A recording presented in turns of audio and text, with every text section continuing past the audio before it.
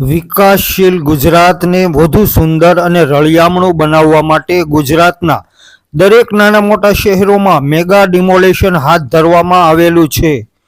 ત્યારે વિકાસનું બુલડોઝર જે સમયે ચાલી રહેલું હતું એવા સમયે કાંકરી ચાળો થયો અને થોડીવાર માટે બધાના શ્વાસ થંભી પણ ગયેલા હતા।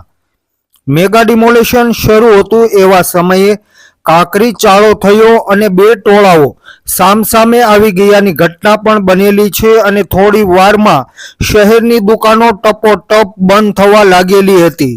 જો કે આ સમગ્ર મામલા પર પોલીસે કાબુ મેળવીને 200થી પણ વધારે લોકોના ટોળા સામે ફરિયાદ નોંધેલી છે। મેગા ડિમોલેશનની આ કામગીરી પૂર્વ સાંસદના કાર્યાલય ખાતે ચાલી રહેલી હતી એવા સમયે આ ઘટના બનેલી છે।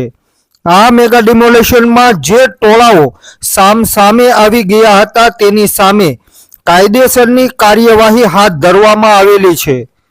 સમાચારની સંપૂર્ણ વિગત અનુસાર કોડીનારમાં છેલ્લા થોડા દિવસથી દબાણ દૂર કરવાની કાર્યવાહી કરવામાં આવી રહેલી છે, જેમાં આજે પૂર્વ સાંસદની ઓફિસ પાસે દબાણ દૂર કરવાની કામગીરી થતી હતી।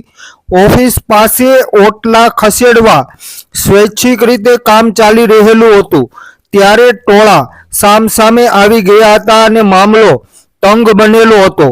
આ દરમિયાન કાંકરી ચાળો થયો હતો અને તેમાં ચેમ્બર પ્રમુખ અને તેના પુત્રને ઈજા થતા શહેર થોડીવાર માટે બંધ રહેલું હતું।